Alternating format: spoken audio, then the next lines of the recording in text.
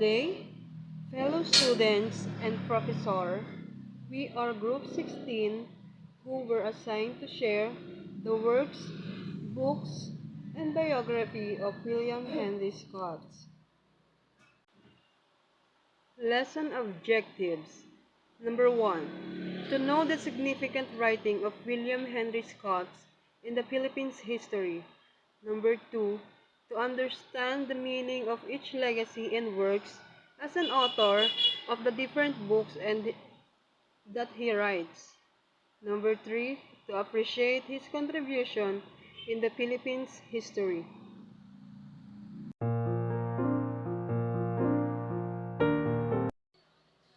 Noong 1946, sumali si Scott sa misyon ng Episcopal Church sa China. Nagturo at nag-aral siya sa Shanghai, Yangzhou at Beijing hanggang 1949 sa pangkalahatang pagpapatalsik sa mga dayuhan mula sa China. Noong 1949, sinundan niya ang ilan sa kanyang mga guro sa Yale University kung saan siya nag-enroll. Nagtapos noong 1951 na may BA sa wikang Chino at panitikan. Kaagad pagkatapos ng graduation ay naalala siya sa aktibong tungkulin at nagsilbi sa hukbong dagat sa loob ng 18 buwan sa panahon ng Korean War. Noong 1953, siya ay hinarang na lay missionary sa Protestant Episcopal Church sa United States of America. Habang ang Episcopal Church ay naging matatag sa rehiyon ng kabundukan ng Cordillera sa Northern Luzon noong panahon ng kolonyal ng US. Dito naninirahan si Scott. Ginugol niya ang karamihan sa natitirang bahagi ng kanyang buhay sa bayan ng Kankanaey ng Sagada. Bagamat ang ilan sa kanyang pinakamaimpluwensyang mga akda pang-akademiko, pre-Hispanic source materials at discovery of the Igorots, ay partikular na interes sa mga antropologo. Personal niyang tinanggihan ang paglalarawang antropologo bilang paglalapat sa kanyang sarili. Kilala sa kanyang mga kaibigan bilang Scotty, siya ay naging focus para sa preliminasyon ng maraming dayuhan at Pilipinong akademya na nagbibigay aliw sa kanila sa kanyang pag-aaral na may linya ng libro habang siya ay nagbubuga sa kanyang tatak na tabako. Naisip ng mga Igorot si Scott bilang isa sa kanilang kahit sa kalaunan ay tinukoy siya bilang lakay. Martial law. Soon after Ferdinand Marcos declared martial law in 1972, Scott was arrested as a subversive and placed in military detention. Because several of the boys Scott had taught and sponsored in the years he had lived in Sagada had joined the anti-Marcos opposition. Scott was accused of being communist sympathizer.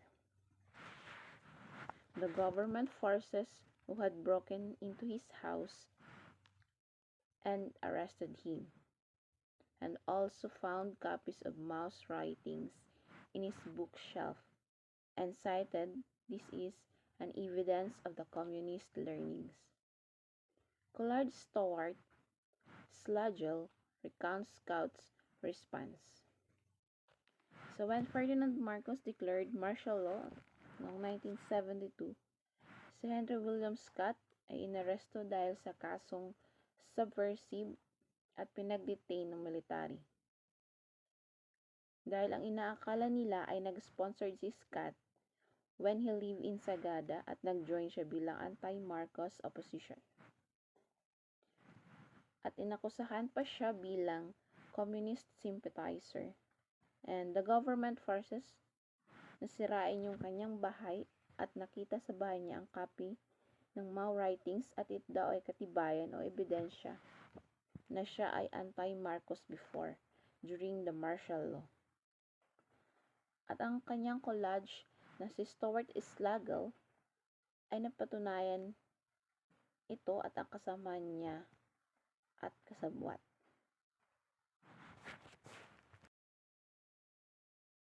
I teach Asian history, and anyone who does that must be familiar with Mao's work. It doesn't mean I have abandoned Christianity and democratic politics. It just means I am a historian practicing history. So sinabi niya dito na I'm a teacher of Asian history.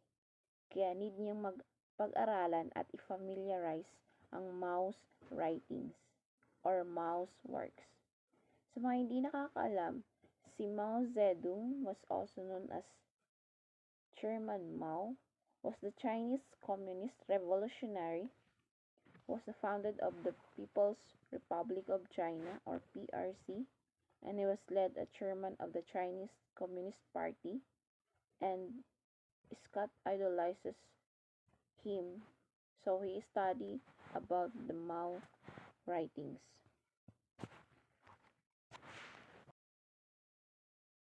His time in Marcos prison as a validation of his Filipino nationalist belief.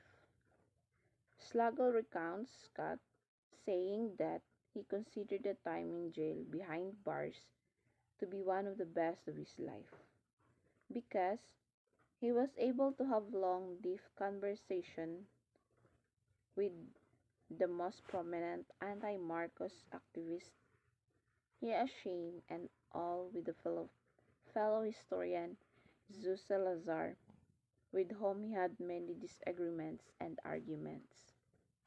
Another notable fellow prisoner was a young Butch Dalisay, who is said to have put caricature reversion of both Scott and Salazar in his book Killing Time in a Warm Place.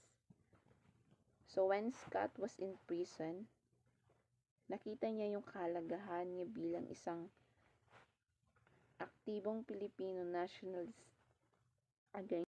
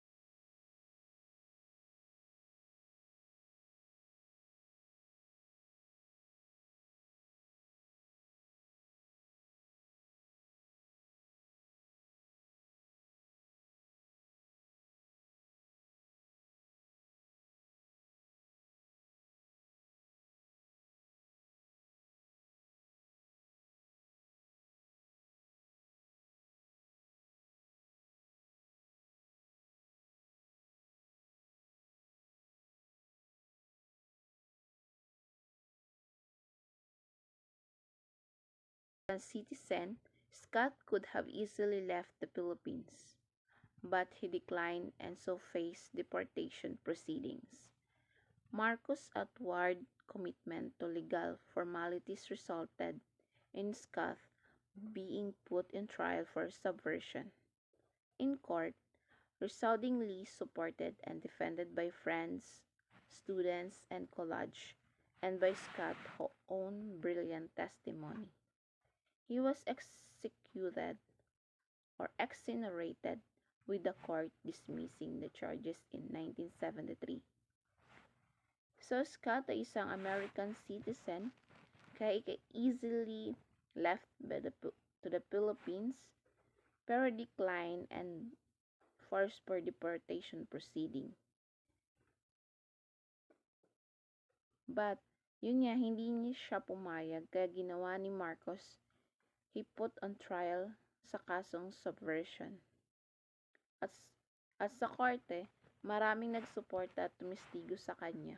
Ang kanyang mga kaibigan, estudyante, at mga college. At sa kanyang matalinong pamamaraan, ang testimonya niya ay nagwagi at siya ay napawalang bisa noong 1973. Given a memorable and triumphant welcome back in Sagada following his acquitted. he continued to be critical of the Marcos regime. The high level of esteem in which he was held protected him from further prosecution, although his situation remained precarious until the lifting of martial law. So when Scott dismissed or nakalaya, pagbalik niya ng Sagada, pinag-welcome siya ng memorable and triumphant sa pagbati ng mga tao. At patuloy siya sa kanyang gawain noong Marcos regime. Iningatan niya ang kanyang pangalan para protektahan niya ang kanyang sarili laban sa Marcos regime at baka ulit siya ay ikulong. Written by Scott titled The Igorot Defense of Northern Luzon, first published in May 1970, was often tagged by the dictatorship's military forces as subversive, although it was actually about incidents which took place from 1576 to 1896, the Spanish colonial era. It was even cited as it took place or submissive material during the trial of Father Jeremias Aquino. Of this common error by the military, Scott remarked, since nobody who can read the article could find it subversive, one closed known whether to thought of the cry. So sa isang article na sinulat ni Scott na ang title ay Ang Igorot Defense of the Northern Luzon, na kung saan pinag-publish noong May 1970, na nakalagay na dictatorship military forces as subversive. Kaya lang, ito ay nakalagay noong 1576 to 1896 noong Spanish colonial era. At nakasite din dito ng submersive material noong nag-trial si Father Jeremias Aquino. At tinawag itong common error ng military. At pinag-remark ni Scott dahil hindi naman nalaman ang tunay na article nito na kung saan hindi na-publish ng maayos. At ang nakalagay sa totoong pangyayari.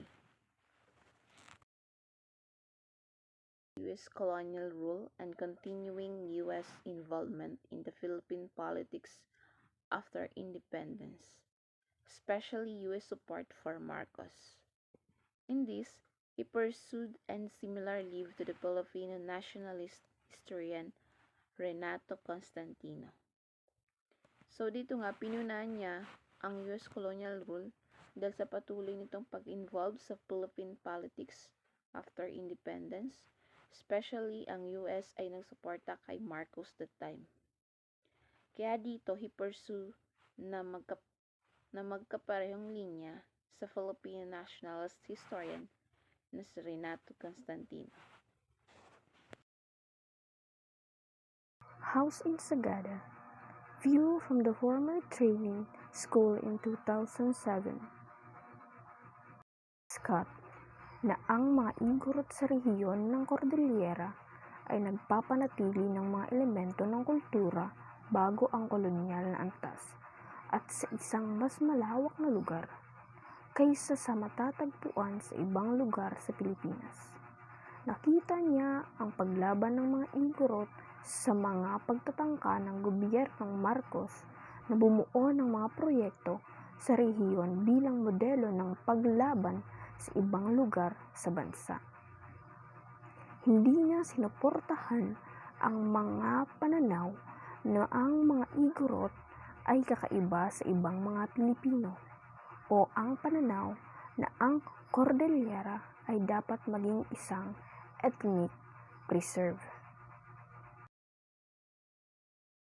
Sa mga pananaw na naghahati sa mga Pilipino sa mga grupong etniko na naglalarawan sa wave migration theory ni Henry Otto Bayer. Bilang kumakatawan sa settlement by wave after beta wave hanggang sa huli na napaka-advanced na na-appreciate nito ang mga benepisyo ng pagsasakop sa American rule. Ang mga ganitong pananaw ay umalingaw kasama ang progresibong nasyonalistang oposisyon kay Marcos. Ng bachelor degree mula sa Yale University, isang master's mula sa Columbia University at isang PhD mula sa University of Santo Tomas noong 1968. Ang disertasyon ni Scott ay inilathala noong taong iyon ng Universidad ng Santo Tomas Press bilang pre-Hispanic source materials para sa pag-aaral ng kasaysayan ng Pilipinas. Ang isang pinabagong at pinalawak na pangalawang edisyon ay naipublish noong 1984. Ang alamat ng Kalantiaw sa aklat na ito. Si Dato' Kalantiaw ang pangunahing tauhan sa isang kata ng kasaysayan na isinulat noong 1913 ni Jose E. Marco sa pamamagitan ng isang serye ng mga pagkabigo ng mga eskolar na kritikal na pagtatasa ng representasyon ni Marcos. Ang naimbentong alamat ay pinagtibay bilang aktwal na kasaysayan. Bunga ng gawain ni Scott, ang Kalantiaw ay hindi na bahagi ng mga pamantayang teksto ng kasaysayan sa Pilipinas. In 1994, the Ateneo de Manila University posthumously gave Scott the Tanglaw ng Lahi Award for a lifetime, spent in teaching not only in the classroom but also the outside world.